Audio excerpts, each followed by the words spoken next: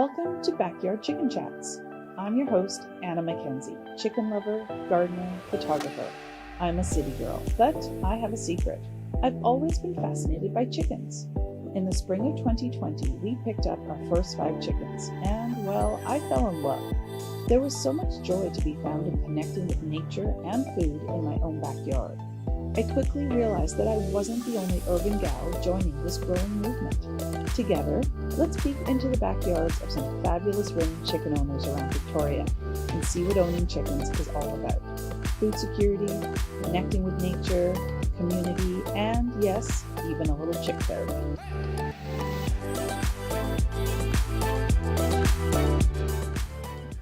Hi, I'm Anna from City Queen, Country Dream. Today on the Backyard Chicken Chat, I'm here in Esquimalt to talk to Marie in her urban oasis of a garden and chicken haven. Come, let's take a look into Marie's backyard.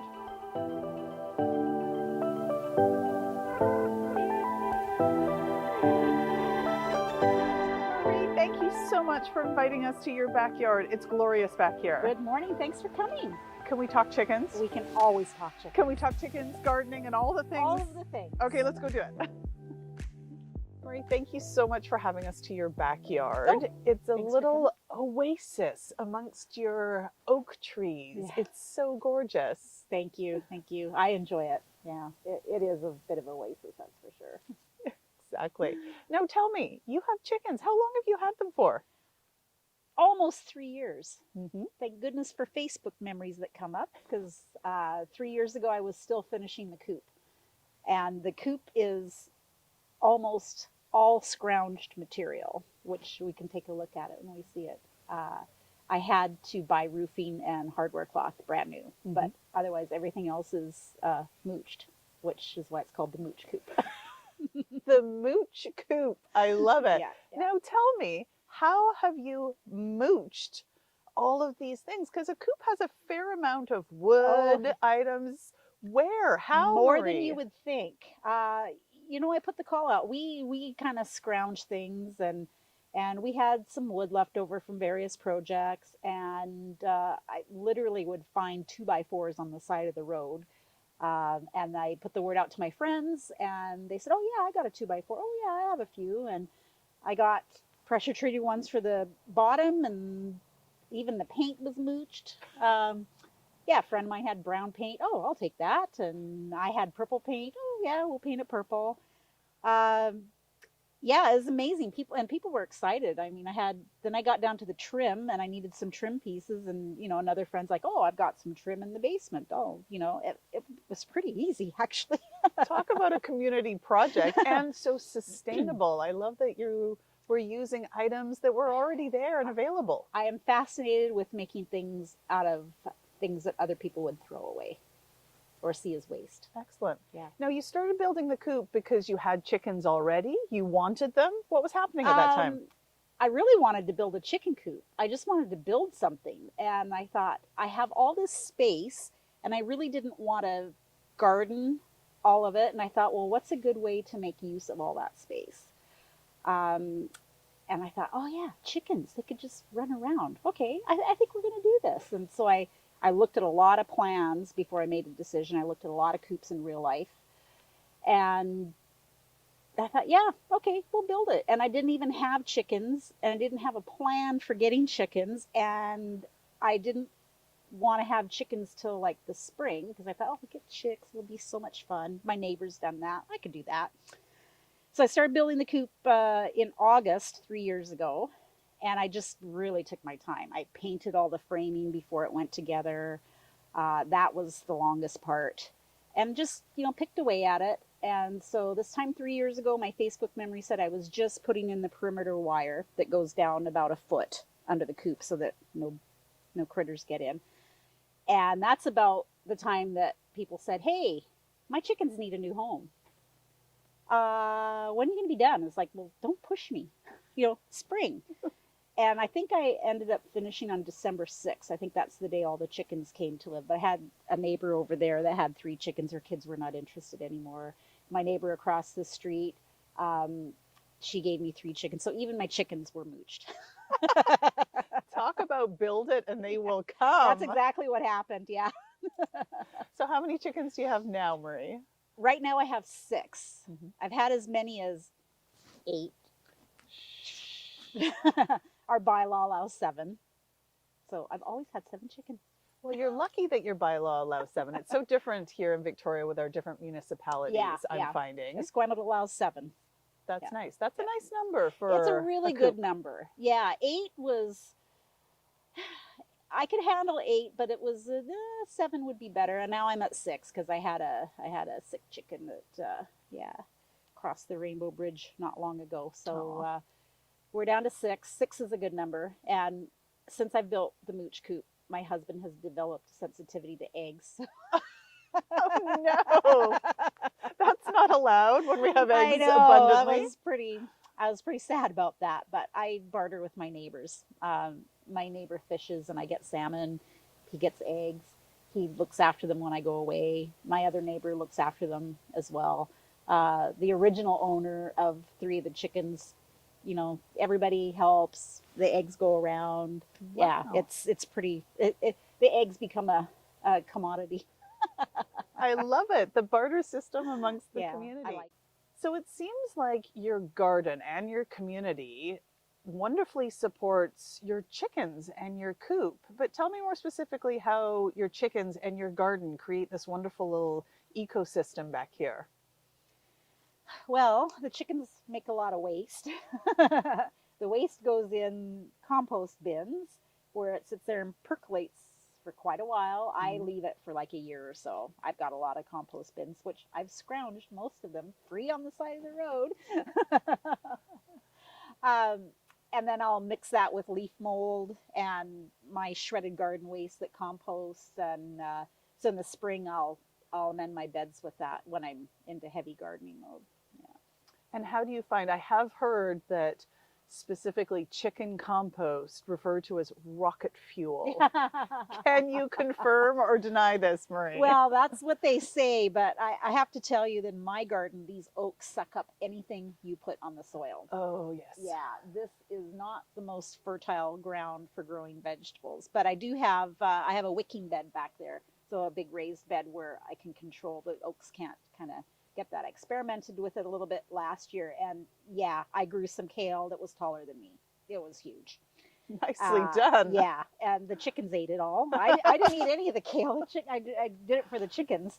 And I had, that was my lettuce bed. I had a lot of lettuce, and it did really well there. So that's what I'm going to have to do to be a successful vegetable gardener here is raise beds, keep the oaks out of the equation, and be able to control the bed more than just putting it out into the ground.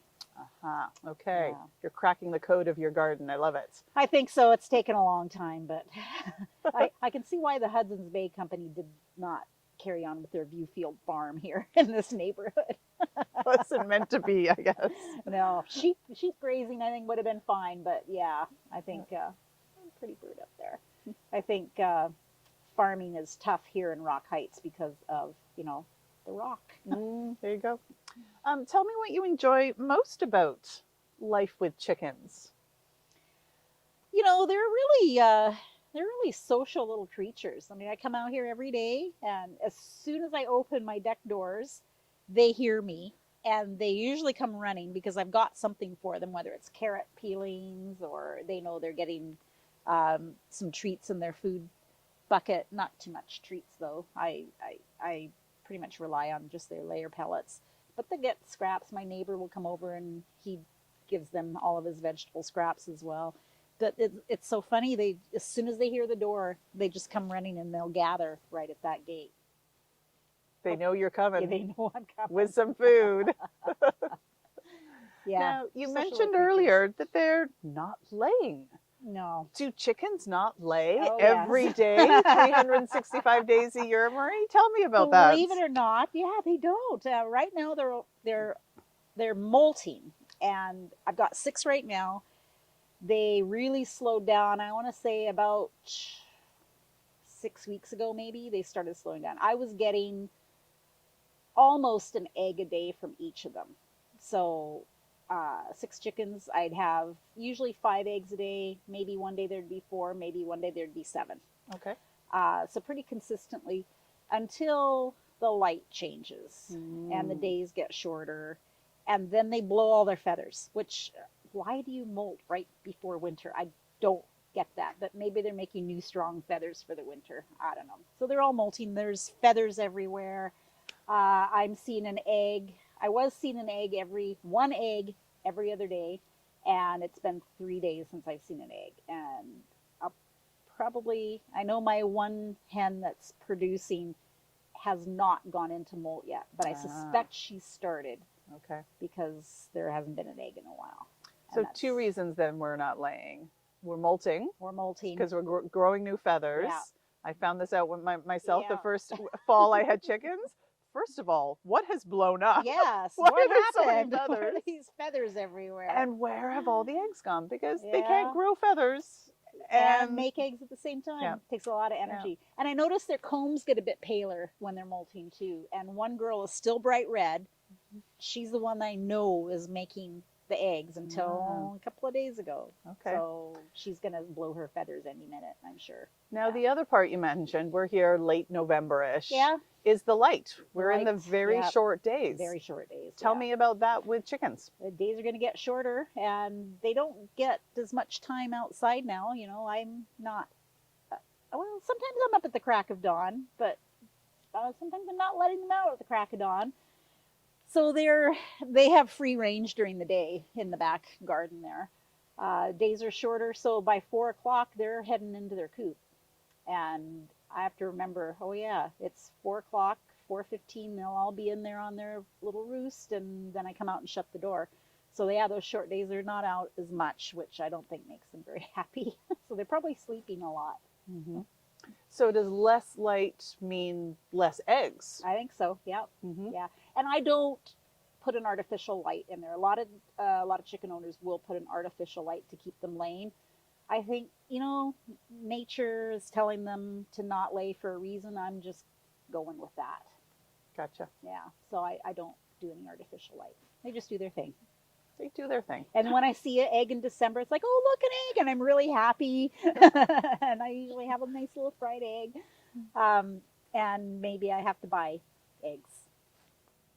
Now, do you have a hard time with that? Because when that happens, whether they're molting or gone broody, I find a very hard time purchasing eggs. You're thinking, I'm feeding you, Well, and I built you a nice house, and I keep good care of you. Where are the eggs?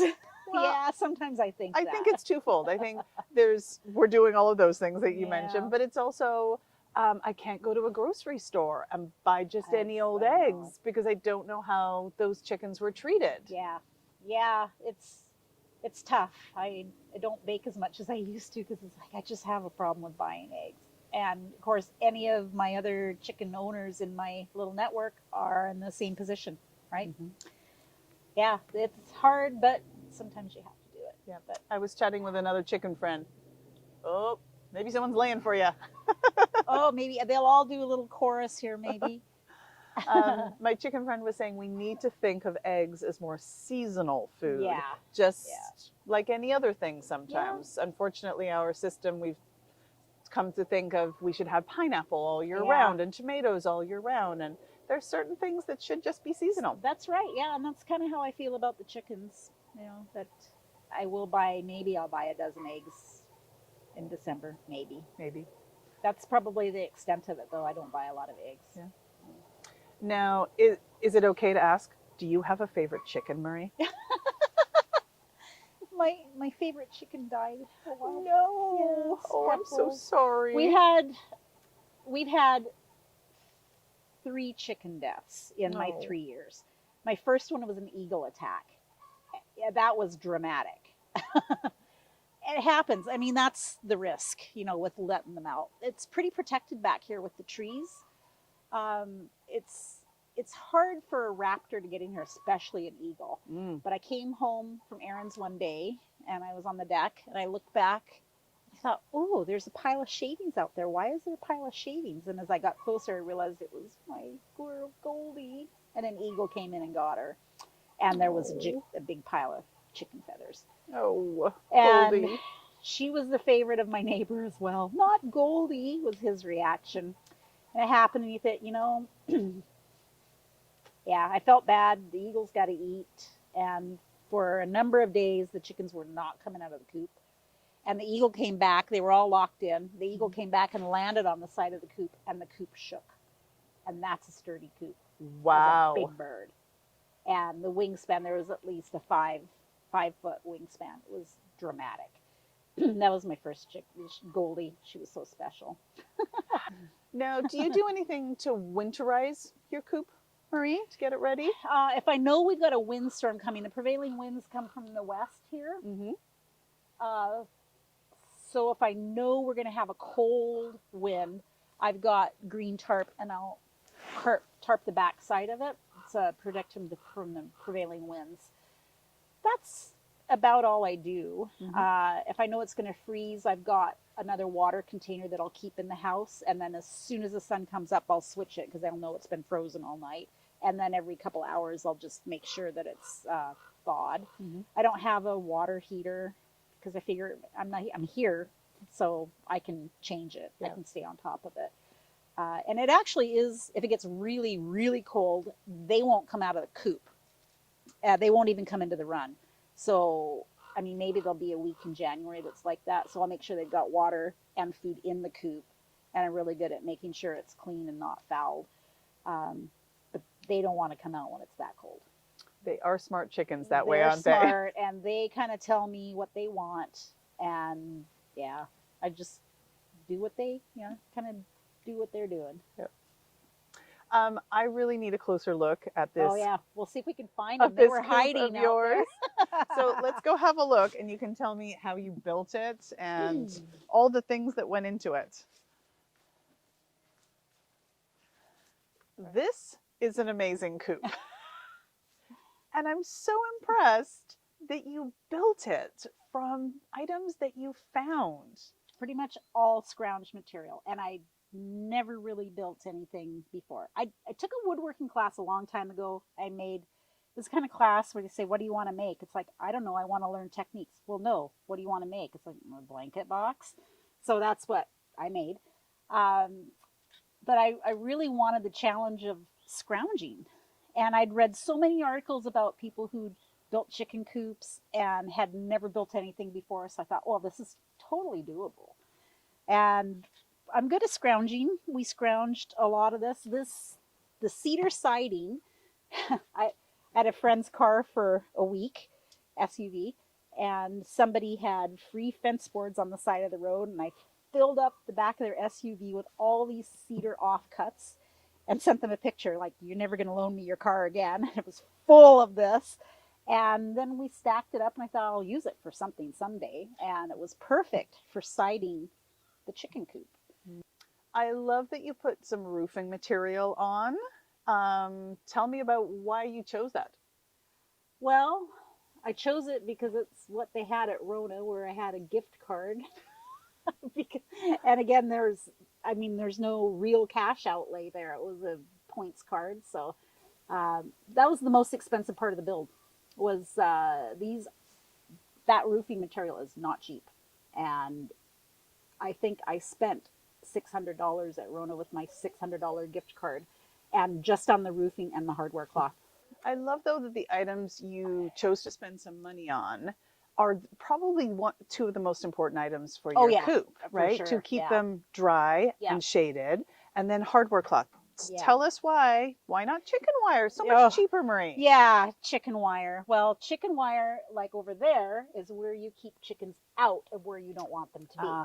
If you're going to protect your chickens, you need 1/4 inch hardware cloth. No little rat or mouse or mink or raccoon is going to be able to chew through that. And they're not going to be able to squish through it, not even a mouse. I have never had a vermin incursion, except when I've left the door open. Well, if you leave the door open. Yeah. So at nighttime, when most of the critters are out, nobody's going to get in here. It's, it's safe. And that hardware cloth goes a foot down underground, and it bends out a bit. So if any critter's going to come and dig, they're going to hit that. And I like to say, it's going to bother their feelings and they're going to stop digging. Well, you must be so proud to set us an intention, like building something of this size, to find all the materials when you've never done something like this before. No, it was fun. Highly impressive. Marie, thank you so much for having us to your beautiful backyard, urban oasis for chickens and gardeners. Thank you so much. Thank you for coming. It's been great. Thanks for the chicken chats. Always my favorite. Mine too.